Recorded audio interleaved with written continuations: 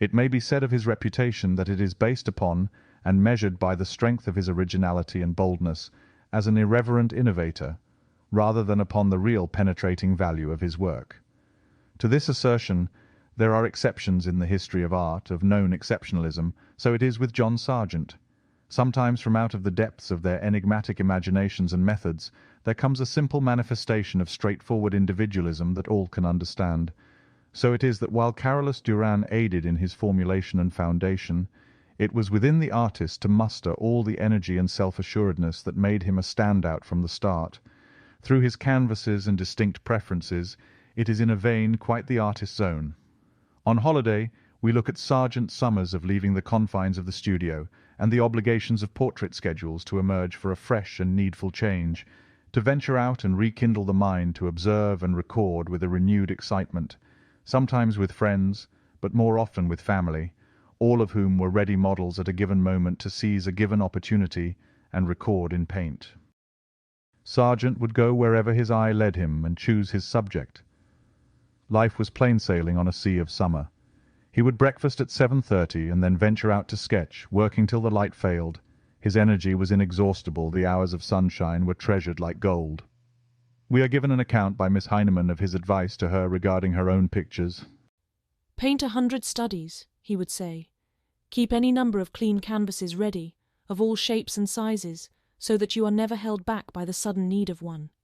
You can't do sketches enough. Sketch everything and keep your curiosity fresh."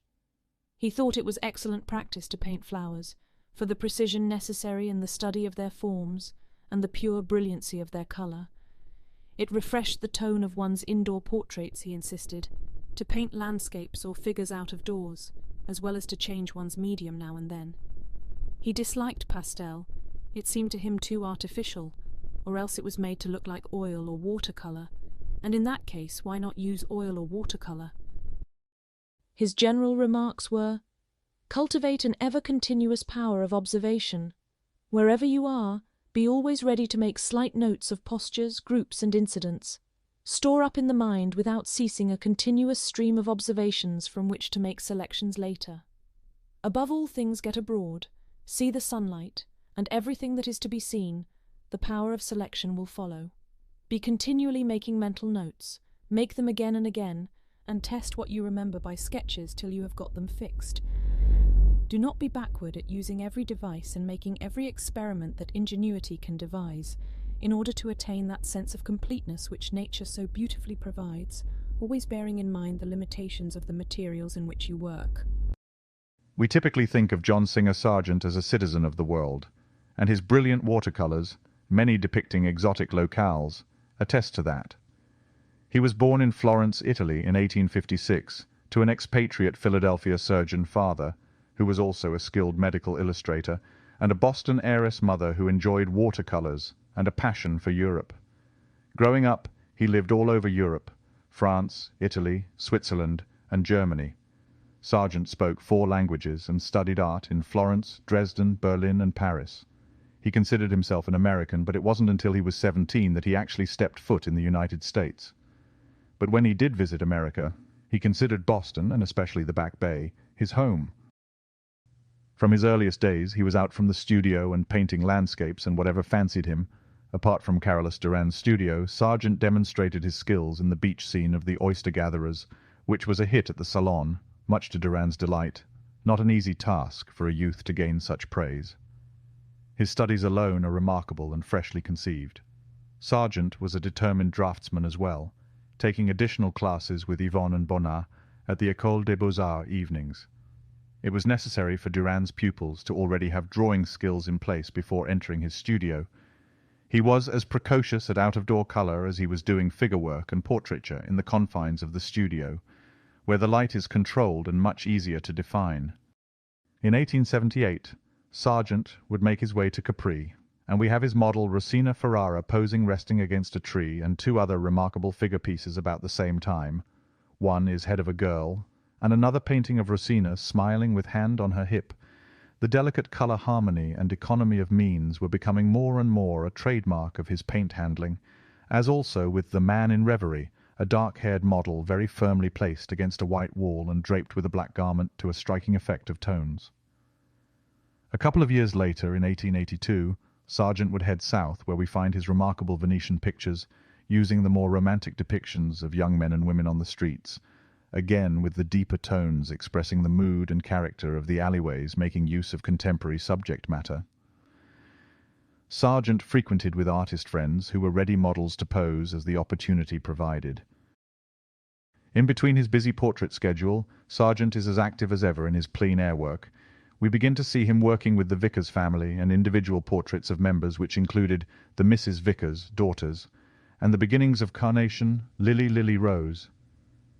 Sargent stayed with artist Francis David Millet at Farmhouse in Broadway, Worcestershire, and there he began working on the painting. This time the young models are Dorothy and Polly Barnard. Sargent's progress was slow. He worked on the painting from September 1885 and completed it sometime in October 1886. Earlier sketches were made of two younger children as they posed near lilies potted about the garden, water pitcher in hands. The greens are rich with the fading light of early evening, the glowing whites of the flowers especially crisp and dotted about the composition. As the year is expended, Sargent is back and the theme takes on new energy with Dorothy Barnard, as she is with an oriental lantern about to be lit, and in the same garden area. The many studies and sketches Sargent produces over this project make it evident that he wants it to become something very worthy. The painting is held over the winter in a barn until the following year, and he returns to it with the same enthusiasm, as one artist friend witnesses that the painting each night is scraped to the bone so as to keep the shapes and thick paint globs under control for the next day's effort. The result is one of great impact, with bright, clean tones, with violet traces of colour pervading as the evening light is captured in true fashion. In 1891, Sargent made a journey to Egypt and Greece for the purpose of studying the ancient pictorial and relief conceptions of the gods and goddesses of idolatry and polytheism. Neith, Pharaoh, the Assyrian king, Pasht, the Sphinx, Osiris, and many others that were to be introduced in the lunette and ceiling at the north end of the hall in the Boston Library. This was the first part of the series of mural paintings illustrating the history of the Jewish and Christian religions. It was upon the visit to America Sargent and Edwin Abbey were greeted in New York, Philadelphia, and Boston, where the cities were doing honor to both Sargent and Abbey. It was at this time the buzz was being circulated about a mural project, with discussions concerning general topics. Sargent took advantage during the visit to paint the celebrated picture of Carmencita, a popular Spanish dancer, which he later sent to the exhibition of the Society of American Artists in New York, and which was later bought by the French government for the Luxembourg Museum. With a decision made, the trustees of the Boston Public Library commissioned Sargent and Abbey to paint the mural decorations for two of the principal rooms of the great monumental library, which had just been erected in Copley Square from the designs of architects McKim, Mead, and White. Returning to England, the two artists plotted with their minds full of projects for the important public commission which opened up. From this time forth, a large part of Sargent's attention and energy were dedicated to the mural work. While he was in Egypt and Greece, he made a number of good sketches and studies, including the full-length nude study of an Egyptian girl which he sent to the exhibition of the New English Art Club in 1892, and he also made sketches of a fellah woman. Following that we have the painting of a Bedouin Arab, then the Temple of Dendera, and finally the group of Egyptian indigo dyers. In 1902 Sargent spent the month of August in Norway. There he painted On His Holidays, a salmon river tumbling with agitated waters through a rocky channel, and a portrait of young McCulloch, lying on one of the rocks beside the salmon he had caught. The picture is brilliant and has the chilling accuracy of real life. It is a plain, unvarnished and honest portrayal, told in the cold northern light, the pinkish skin tones arranged carefully juxtaposed on the canvas, in such a way that it brings warmth to the overall colour scheme, a work of an accomplished craftsman who has the colouring carefully thought out and true. Hostilities were brewing, and suddenly there was a concern over the artist. John Singer Sargent, the painter, is somewhere in Austria, 1914, and his friends are greatly worried as to his safety. He was last heard from on August 4th. Mr. Sargent had been painting in the Tyrol. He was accompanied by Major Armstrong, an Englishman. It is believed probable that he has been detained by the Austrian military authorities and not permitted to return to England. When the exile returned in due time to London, He brought with him some of the strangest-looking pictures while detained he had ever painted. Strangest of all were the Tyrolese crucifix and the Tyrolese graveyard. Less odd but more profound is the painting of the Tyrolese interior, a group of folks around a table in a despairing mood, perhaps the news of war no one wanted to see. But the painting, now in the Metropolitan Museum, New York, is a touching work. And by far the most pleasing to look upon was Master and Pupils, a poetic and intimate portrayal of a master teaching students in the open air, and now owned by the Boston Art Museum, which is conceived in an entirely different mood and carried to a finer degree of finish. In 1916, Sargent departs from Europe for a summer vacation trip to the Canadian Rocky Mountain region. Avoiding the army of tourists at Banff and Lake Louise, Sargent found his way to a retired camp on the banks of Lake O'Hara, far from the madding crowd, and there it was that he painted his gloriously beautiful landscape, Lake O'Hara. He began to paint this picture on a grey day, when the scene was very impressive, but before he had got very far with it, there was a change in the weather, and the clouds rolled away. He changed his mind and made it an effect of sunshine, but then a spell of bad weather intervened, interrupting the work. But when the sun finally made its reappearance, he was able to finish the picture. During stormy weather, he made a watercolor sketch of the subject again as a grey day effect. Sargent's sojourn at the Lake O'Hara camp is further commemorated in several other excellent pictures of tents, which give an interesting idea of the kind of place the camp was, and the gusto with which the painter responded to the call of the wilderness. Then we have Two Girls Fishing, now in the Cincinnati Art Museum, providing us a glimpse of the small gathering of close associates Sargent enjoyed amidst the beautiful Canadian Rockies. To these tours through Europe and in America, or the Canadian backcountry in his chosen company, he owed some of the happiest months of his life. He was away from portraits, which by 1909 had become wearisome to him. As early as 1906 he had written to Lady Lewis, "I have now got a bomb-proof shelter into which I retire when I sniff the coming portrait or its trajectory." Sargent was free to paint whatever moved him, and with family and friends he had all he required for a full life, albeit as time went on he withdrew from others, as his inner circle became tighter, which was needful. His portrait drawings were the replacement for oil portraits in which the demands of clients with preferences of their own became burdensome. Sargent would declare, "Whenever I do a portrait, I lose a friend." However, his admirers were many, as wrote Professor Phelps. One is justified in predicting immortality for these compositions. Sargent belongs among the great portrait painters of all time, his pictures revealing the mysterious but unmistakable stamp of genius. In fact, everything he does shows this quality, which makes his painting the envy of competitors and the pride and glory of American art. From 1917 to 1925, Sargent needed larger studio space in order to execute his colonnade murals for the new art museum on Huntington Avenue.